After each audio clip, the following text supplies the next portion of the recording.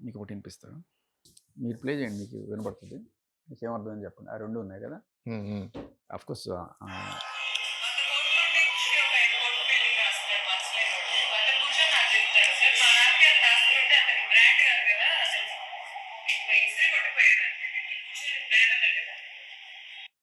బేరాలాడేదాన్ని దానికి. మా నాన్నగారికి ఆస్తుంటే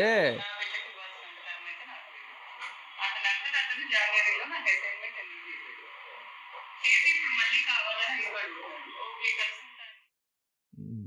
సో, ఫస్ట్ మీరు ప్లే చేస్తే దాన్ని నేను మీకు హ్మ్. క్లియర్ కట్‌గా దాన్ని ఇది చెప్తా. అది ఏముంటదంటే, హ్మ్. మా నాన్నకే ఆస్తుంటే హ్మ్. నేను ఈయన బ్రాండ్ కాదు గదా! హ్మ్. అతని బ్రాండ్ కాదు గదా! హ్మ్. చూడండి, అతని బ్రాండ్ కాదు గదా! హ్మ్. ఇసిరి మొహాన కొట్టిపోయేదాన్ని. ఓకే. డబ్బులు లేవు కాబట్టి ఇలా అడుగుతున్నా. కూర్చొని బేరాలాడేదాన్ని కాదు. ఆ! క్లియర్ కట్‌గా ఈ హ్మ్. బేరాలన్నమాట ఆవిడ వాడింది. ఓకే. నేను ఇక్కడ కూర్చొని పోలీస్ స్టేషన్‌లో కూర్చొని బేరాలాడేదాన్ని. పోలీస్ స్టేషన్ ఏమన్నా సార్ బేరాలాడేటువంటి బేరాలాడే ఇదా? ప్లేస్ కాదు ఆ! గదా! ఆ! బేరాలాడుకుంటారు పోలీస్ స్టేషన్‌లో కూర్చొని. హ్మ్. అది వాళ్ళు చేస్తున్న పని. ఓకే. సో, అలా క్లియర్ కట్‌గా ఉంది దాంట్లో. హ్మ్. ఇంకొకటి నెక్స్ట్ ఇంకో రికార్డ్. నేను చూసుకుంటా, నేను డెవలప్ చేసుకుంటా. నా బిడ్డకి ఇవ్వాల్సినంత టైం అయితే నాకు. అతను జనవరిలో నాకు అసైన్‌మెంట్ ఎందుకు చేశాడు? చేసి ఇప్పుడు మళ్ళీ కావాలని ఎందుకు అడుగుతున్నాడు? ఓకే. కలిసి ఉంటాను అని చేశాడు. హ్మ్. కలిసుంటాను చేశాడు. ముందు మాటేంటంటే, హ్మ్. నా బిడ్డకివ్వాల్సిన కర్మ నాకు లేదు. హ్మ్. బిడ్డకివ్వడం కర్మ ఏంటి సార్? అవును. ఎవరైనా బిడ్డకి ఆనందంగా ఇస్తారు గానీ, అవును. నా బిడ్డకివ్వాల్సిన కర్మ నాకు లేదంటే, ఆ బిడ్డ ఎలా అనుకుంటది ఈవిడ? హ్మ్. హ్మ్. హ్మ్. ఆయన అన్న మాటేంటంటే, నీకిప్పుడు 10,00,00,000, 20,00,00,000 ఇస్తాను. హ్మ్. నువ్వు రేపు ఎవరినో పెళ్లి చేసుకుంటావు. హ్మ్. నా కొడుకు చేసుకున్న గదా తర్వాత నా కొడుకు ఇవ్వాలంటాడాయన. అన్యాయం అయిపోతాడు గదా! అవును. అవును. నువ్వు అతను వచ్చినవాడు సరిగ్గా చూసుకోకపోవచ్చు. హ్మ్. ఇంకేదైనా జరగచ్చు. హ్మ్. నాకు నా నేనేమిచ్చినా నా కొడుక్కిచ్చుకుంటా. హ్మ్. మొత్తం దాని మీద వచ్చే ప్రతి పైసా హ్మ్. జగద్వజ అకౌంట్‌లో ఏద్దాం. హ్మ్. అబ్బాయి పేరు. హుహు. 2 ఏళ్ల బాబు. సో, అతను he is concerned about his హ్మ్. సన్. హ్మ్. ఈవిడేమంటది? నా కొడుక్కిచ్చుకునే కర్మ నాకు లేదు. ఏదైనా ఉంటే నాకే ఇవ్వు. ఓహ్! కొడుక్కివ్వడం కర్మ సార్. సో, దాన్ని బట్టి తన యాటిట్యూడ్ అనేది అర్థమైద్దంటారు. కరెక్ట్. హ్మ్. మీ అంటే నేను చెప్పే మాటకి ఊరికే ఏదో నోటి మాట కాకుండా హ్మ్. ఏదన్నా మనం సాక్ష్యంతోనే మాట్లాడతాం. హ్మ్. ప్రతీదీ సాక్ష్యంతోనే మాట్లాడతాం. హ్మ్. ఇప్పుడు పోలీస్ స్టేషన్‌లో బేరాలు జరుగుతాయి, కేసులు పెట్టిన తర్వాత అనడానికి ఇక్కడ మనకి సాక్ష్యం దొరికిందా? అవును. హ్మ్. అవును. తర్వాత మీడియాలో బేరాలు. హ్మ్. ఇప్పుడు అదే అన్నాను. ఇప్పుడు మీకు డైవర్స్ కావాలంటే న్యాయమూర్తి దగ్గరికెళ్ళాలి. హ్మ్. టీవీ ఫైవ్ మూర్తి దగ్గరికి కాదు కదా! హ్మ్. ఆయనేం డైవర్స్ ఇప్పించడు కదా! అవును. ఇప్పుడు ఈవిడ నిన్న ఒక ఇంటర్వ్యూలో కూర్చొని అంటది, హ్మ్. నాకు మీడియాకొస్తే న్యాయం జరిగింది. హ్మ్. నాకు డైవర్స్ ఇవ్వడానికి నువ్వు ఇది చేసావు కదా! హ్మ్. మీడియాకొచ్చి నువ్వు చేస్తున్నది స్టంట్. హ్మ్. ఏంటి? నాకు డైవర్స్ ఇస్తే చాలు, నాకు డైవర్స్ ఇస్తే చాలు, నాకు డైవర్స్ ఇస్తే చాలు అని చెప్పి. హ్మ్. డైవర్స్ ఇవ్వాలి అంటే ఫస్ట్ నువ్వు అడగాలి కదా! అవును. నువ్వు ఒక నోటీస్ పంపించాలి. నాకు హ్మ్. పలానా, పలానా వల్ల నీతో నేను ఉండలేకపోతున్నాను. ఈ కారణాల చేత మనం విడిపోదాము. నాకు ఏ రకమైన భరణం వద్దు అని ఆవిడే చెప్తోంది. అవును. హ్మ్. కాబట్టి ఇవన్నీ రాసి హ్మ్. నాకు నువ్వు డైవర్స్ గ్రాంట్ చెయ్యి అని చెప్పి అతనికి నోటీస్ పంపిస్తే, హ్మ్. అది తీసుకొచ్చి చూపిస్తే మీడియాలో, సార్ హ్మ్. ఇట్లా నేను నోటీస్ పంపించాను. హ్మ్. వాడు నాకు డైవర్స్ ఇవ్వకుండా ఇబ్బంది పెడుతున్నాడు హ్మ్. అనేది ఒక మాట. హ్మ్. మరి అంత పెద్ద టీవీ ఛానల్ అధినేతకి తెలీదా? హ్మ్. ఆవిడ డైవర్స్ నోటీస్ పంపించిందా కనీసం? హ్మ్. పంపించలా. మీడియాకొచ్చి ఈ మాటలన్నీ మాట్లాడుతుంటే, సరే మీకు గావాల్సిన డైవర్సే గదా! అని ఈయనే పంపించాడు నోటీస్. హ్మ్. అవును. దానికి కూడా రిప్లై ఇవ్వకుండా. హ్మ్. అంటే ఇక్కడ మోటో ఏంటి? డైవర్స్ కాదు. డైవర్స్ కాదు. డబ్బులు. కావాల్సిందేంటి?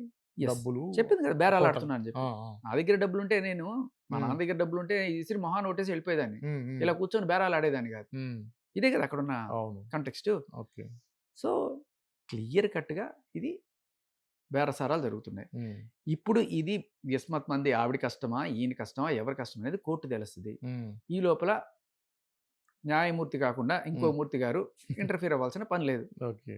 హ్మ్. బట్ అలా ఇంటర్ఫియర్ ఎందుకవుతున్నారు? హ్మ్. అన్నదానికి ఆయన ఒక సాక్ష్యం చూపించాడు. హ్మ్. ఏంటది? హ్మ్. ఆయన ఆహ్, ఒకే ఒకసారి మా ఇంటికొచ్చానని చెప్పారు. హ్మ్. ఎన్ని సార్లొచ్చారో చూపిస్తాను మీకు. అవును. అండ్ నా ఎంగిలి పళ్ళెంలో ఆయన ఎందుకు తిన్నాడు? హ్మ్. అనే క్వెషన్ ఆయన తీసుకొచ్చారు. హ్మ్. సో, ఇప్పుడు ఈవిడ ఏం చెప్తది? ఈయనకి రీతు చౌదరికి ఏదో సంబంధం ఉంది. హ్మ్. అది నాకు మానసిక వ్యధకి, క్షోభకి చేసింది. హ్మ్. ఉందో లేదో మనకు తెలీదు. హ్మ్. బయటకి ఆవిడ చూపించిందల్లా వాళ్ళిద్దరు కలిసి నడుస్తున్న ఫుటేజ్ తప్ప ఏమి అంతే. లేదు అంతే. దాంట్లో. ఆ! చాలామంది అనుకుందేంటంటే ఫస్ట్ వచ్చిన ఫుటేజ్‌లో నడుచుకుంటూ వచ్చేది. తర్వాత లిఫ్ట్‌లో ఉంది. ఇద్దరు రీతు చౌదరి అని చెప్పి చెప్పారు. కానీ వాస్తవానికి కాదు. కాదు. అది వేరే ఫుటేజ్ వేరే డ్రెస్ ఉంది. ఈ అమ్మాయి వేరు. సో, ఎంత మోటివేటెడ్గా ఇవి Hmm. చేస్తున్నారు అనేది కూడా మనకు అర్థమవుతుంది. అవును. సో మొత్తానికి ఏదో రకంగా ఈయనకి ఒక క్యారెక్టర్ అసాసినేషన్ చేసి Hmm. ఈయన అలాంటి వాడిని Hmm. చూపించడం వల్ల డైవర్స్ ఏమి డైవర్స్ రావాలంటే అది చూపించాల్సిన అవసరం లేదు. ఈయన రెడీగా ఉన్నాడు కదా. అవును. అవును. ఇప్పుడు అది చూపించడం వల్ల ఏంటి లాభం? నీ పరువు బజార్కి ఇడుస్తా, నువ్వు తొందరగా సెటిల్ చేసుకో. మీరు గమనించండి, సెటిల్ చేసుకో. వాళ్ళ అమ్మ అదే మాట, ఈవిడ మీడియా ఛానల్స్లో కూర్చొని అదే మాట. సెటిల్ ఎందుకు సార్? మీకు కోర్టు మీద నమ్మకం లేదా? న్యాయం మీద నమ్మకం లేదా? మరి పోలీస్ స్టేషన్లో కేసులు ఎందుకు పెడుతున్నారు? సో ఈ సెటిల్మెంట్ అనేది కోట్లలో, అది కూడా నిజానికి ఈయనకి చదువు లేదు. ఇది బీటెక్ థర్డ్ ఇయర్లోనే ఆపేశాడట. ఈవిడ ఈయనకన్నా పెద్దది. అప్పుడే ఈవిడ మరి టాపర్ అని చెప్పుకుంటది. మరి అంత టాపర్ అని చెప్పుకున్న ఆవిడ కొన్ని లీగల్ కూడా తెలియకపోవడం ఆశ్చర్యకరంగా ఉంది మనకి. ఆవిడ పబ్లిక్గానే నేను వాళ్ళ కాల్ డీటెయిల్స్ ట్రాక్ చేస్తున్నాను, రీతు చౌదరి కాల్ డేటా నా దగ్గర ఉంది అంటది.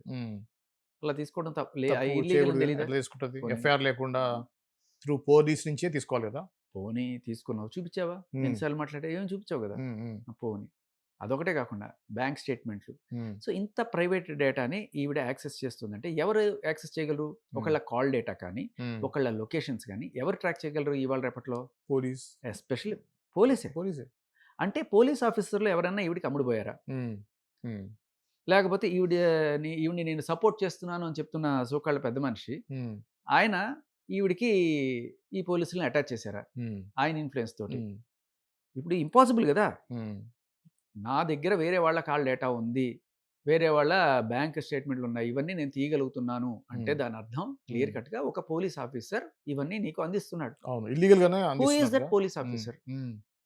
నువ్వు బ్రైబ్ చేసావా, లేకపోతే మూర్తి గారు ఇన్ఫ్లుయెన్స్ చేశారా అనే డౌట్ వస్తుంది. ఎందుకంటే ఈవిడ వెనకాల నేనున్నాను, నేను సపోర్ట్ ఇస్తున్నాను ఓపెన్గా చెప్తున్నాడు. సో ఇక్కడ చాలా క్లియర్ కట్గా ఇది ఒక ఎక్స్టార్షన్కి ఆయన అంటే ఒక నిలువు దోపిడి ఒక మనిషిని చేయడానికి పన్నాగు. నీకు నిజంగానే కావాలంటే కోర్టులో తెలుసుకో, కోర్టు ఇస్తుంది. ఈ మీడియా పంచాయతీలు ఏంటి, ఇవేంటి? 40 రోజుల పాటు, ఇప్పుడు ఆగస్టు 16 పెట్టారు సార్ కేసు. అప్పటి నుంచి మొదలు పెట్టారు యజ్ఞం.